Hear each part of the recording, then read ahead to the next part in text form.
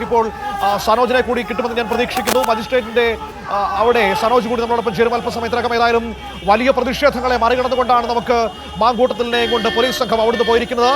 സനോജ്, ഇതാ ജനറൽ ആശുപത്രിയിൽ നിന്ന് രാഹുൽ മാങ്കൂട്ടവുമായി പോലീസ് സംഘം മജിസ്ട്രേറ്റിന്റെ അടുത്തേക്ക് പുറപ്പെട്ടിരിക്കുകയാണ്.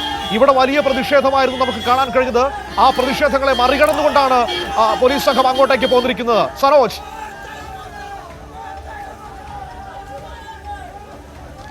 തീർച്ചയായിട്ടും അല്പസമയത്തിനകം ഈ പോലീസ് വാഹനവ്യൂഹം ഇവിടേക്കെത്തും.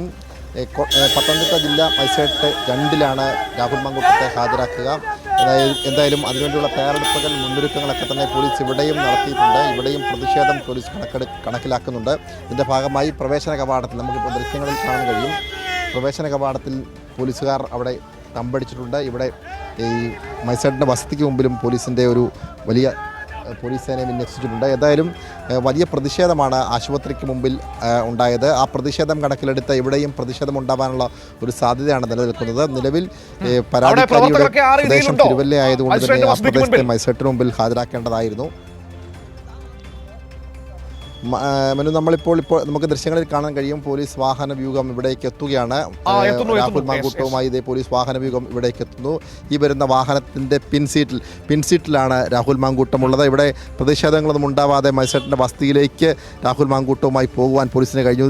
ഇതാ നമുക്കറിയാം, വാഹന വ്യൂഹം പോലീസ് വാഹനത്തിൻ്റെ പിൻസീറ്റിലാണ് രാഹുൽ മാങ്കൂട്ടമുള്ളത്. ഒരു MLA-യുടെ ഗതികേട് നമ്മൾ നോക്കുക. പോലീസ് വാഹനത്തിൻ്റെ പിൻസീറ്റിലിരുന്ന് മജിസ്ട്രേറ്റിൻ്റെ വസതിയിലേക്ക് എത്തേണ്ട ഒരു സാഹചര്യത്തിലേക്ക് രാഹുൽ മാങ്കൂട്ടം അദ്ദേഹത്തിൻ്റെ ചെയ്തികളാണ് അദ്ദേഹത്തെ ഈ പരുവത്തിൽ എത്തിച്ചത് എന്നുള്ള കാര്യത്തിൽ യാതൊരു സംശയവുമില്ല. ഇപ്പോൾ നമുക്ക് അദ്ദേഹത്തിന് വേണ്ടി ഹാജരാവാൻ എത്തിയിട്ടുള്ള അഭിഭാഷകർ ഉൾപ്പെടെയുള്ള ആളുകളുണ്ട്. ഇപ്പോൾ അല്പസമയത്തിനകം അദ്ദേഹത്തെ മജിസ്ട്രേറ്റിന് മുമ്പിൽ ഹാജരാക്കും. ഇപ്പോൾ അഭിഭാഷകനുമായി അദ്ദേഹം സംസാരിക്കുകയാണ്. അഭിഭാഷകനുമായി സംസാരിച്ചു കൊണ്ടിരിക്കുന്നതിൻ്റെ ദൃശ്യങ്ങളാണ് ഇപ്പോൾ നമുക്ക് കാണാൻ കഴിയുന്നത്. എന്തായാലും അല്പസമയത്തിനകം ആശുപത്രിയിലെ വൈദ്യപരിശോധനകൾ പൂർത്തിയാക്കിയതിന് ശേഷമാണ് അദ്ദേഹത്തെ ഇവിടേക്ക് എത്തിച്ചത്. ഇവിടെ എത്തിച്ചതിന് ശേഷമാണ് ഇപ്പോൾ അദ്ദേഹത്തോട് അഭിഭാഷകർക്ക് സംസാരിക്കാൻ വേണ്ടിയുള്ള അവസരം. അതൊരു നിയമപരമായ അവകാശമാണ്. ഒരു പ്രതിക്ക് ലഭിക്കുന്ന നിയമപരമായ അവകാശം തന്നെയാണ്. ആ അവകാശത്തിൻ്റെ കൂടി അടിസ്ഥാനത്തിലാണ് അദ്ദേഹത്തിൻ്റെ അഭിഭാഷകരുമായി സംസാരിക്കാൻ വേണ്ടിയുള്ള അവസരം പോലീസ് നൽകിയിട്ടുള്ളത്. അല്പസമയത്തിനകം അദ്ദേഹത്തെ ഇപ്പോൾ മജിസ്ട്രേറ്റിന് മുമ്പിലേക്ക് എത്തിക്കും. അദ്ദേഹത്തിൻ്റെ അഭിഭാഷകരുമായി ശാസ്ത്രമംഗലം അജിത്ത് ഉൾപ്പെടെയുള്ള അഭിഭാഷകരാണ് അദ്ദേഹത്തിന് വേണ്ടി ഹാജരാവുക എന്നുള്ളതാണ് നമുക്ക് ലഭിക്കുന്ന വിവരം. എന്തായാലും അഭിഭാഷകർ 2 പേരും ഇവിടെ ഇപ്പോഴുണ്ട്. ഇവിടെ എത്തിയതിനു ശേഷം ഇപ്പോൾ അഭിഭാഷകരുമായി അദ്ദേഹം സംസാരിക്കുന്ന കാണാം. ഇപ്പോൾ അഭിഭാഷകരുമായി കൂടിയാലോചിച്ചതിന് ശേഷം ഇപ്പോൾ കോടതിയിലേക്ക് പോവുകയാണ്, മജിസ്ട്രേറ്റിൻ്റെ വസതിയിലേക്ക് പോവുകയാണ്. മജിസ്ട്രേറ്റിൻ്റെ വസതിയിലാണ് രാഹുൽ മാങ്കൂട്ടത്തെ ഹാജരാക്കുന്നത്. എന്തായാലും വൈദ്യപരിശോധനകൾ പൂർത്തിയാക്കി പോലീസ് വാഹനത്തിൻ്റെ പിൻസീറ്റിലിരുന്ന് ഒരു MLA അദ്ദേഹത്തിൻ്റെ ചെയ്തികൾ കൊണ്ട് അനിവാര്യമായ പതനത്തിലേക്ക് നിലംപതിച്ചിരിക്കുന്നതിൻ്റെ കാഴ്ചയാണ് നമുക്ക് കാണാൻ കഴിയുന്നത്. അദ്ദേഹം നിരവധി സ്ത്രീകളെയാണ് അദ്ദേഹത്തിൻ്റെ ലൈംഗിക വികൃതത്തിന് വിധേയമാക്കിയത്. നിരവധി പരാതികൾ ലഭിച്ചപ്പോൾ ആ പരാതികളിൽ പഴുതുകൾ ഉപയോഗിച്ചുകൊണ്ട് രക്ഷപ്പെടുന്ന രാഹുൽ മാങ്കൂട്ടത്തെയാണ് നമുക്ക് കഴിഞ്ഞ ദിവസങ്ങളിലൊക്കെ കാണാൻ കഴിഞ്ഞത്. എങ്കിൽ മൂന്നാമത് ലഭിച്ച പരാതി അദ്ദേഹത്തിന് വലിയ തോതിലുള്ള തിരിച്ചടിയാണ് നൽകിയിട്ടുള്ളത്. യാതൊരുവിധ പഴുതുകളുമില്ലാതെ കൃത്യമായ അന്വേഷണം മുന്നോട്ട് കൊണ്ടുപോയി കൃത്യമായ നീക്കങ്ങളിലൂടെ ചോദ്യം ചെയ്യൽ പൂർത്തിയാക്കി വൈദ്യപരിശോധനകൾ പൂർത്തിയാക്കിയതിന് ശേഷമാണ് ഇപ്പോൾ ഇവിടെ എത്തിച്ചിട്ടുള്ളത്. ഇപ്പോൾ മജിസ്ട്രേറ്റിന് മുമ്പിൽ ഹാജരാക്കുന്നു. സ്വാഭാവികമായും മജിസ്ട്രേറ്റിന് മുന്നിൽ രാഹുലിന് പറയാനുള്ള കാര്യങ്ങൾ രാഹുൽ പറയും. ഒപ്പം തന്നെ പ്രോസിക്യൂഷൻ്റെ നിലപാടുകൾ വ്യക്തമാക്കും.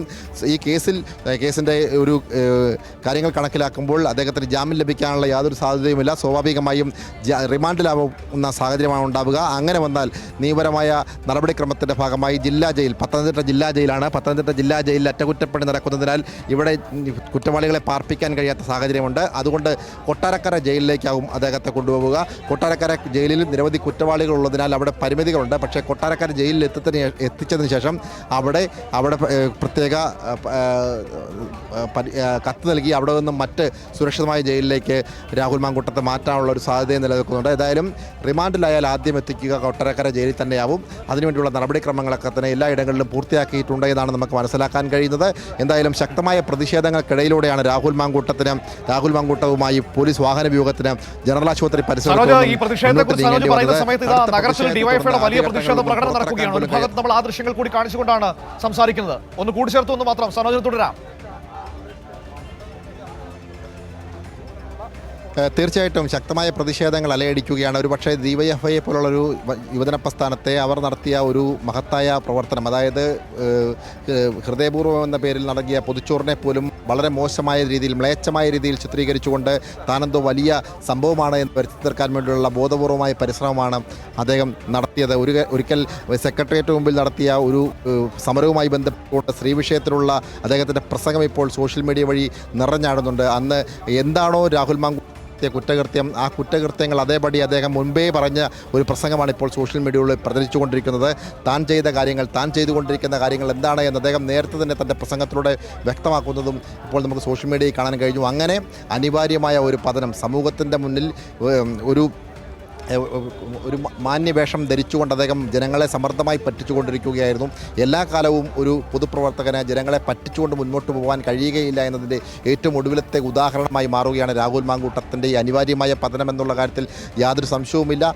അദ്ദേഹത്തിൻ്റെ കൈവിലങ്ങ്, സ്വന്തം നാട്ടിലൂടെ കൈവിലങ്ങിട്ടുകൊണ്ട് മജിസ്ട്രേറ്റിന് മുമ്പിൽ ഹാജരാവേണ്ട ഗതികേടിലേക്ക് MLA എത്തി എന്ന് പറയുമ്പോൾ അദ്ദേഹം ചെയ്ത ചെയ്തികൾ അത്രത്തോളം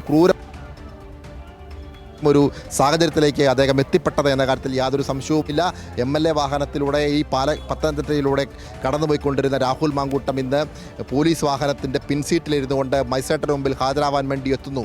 അതായത് എത്രത്തോളം സ്ത്രീകളെ അദ്ദേഹം ലൈംഗിക വൈകൃതത്തിന് വിധേയമാക്കി. ഏറ്റവും ഒടുവിൽ നൽകിയിരിക്കുന്ന പരാതിയിൽ പ്രകാരം ആ പരാതിയിൽ പറഞ്ഞിട്ടുള്ള കാര്യങ്ങൾ എത്ര ക്രൂരവും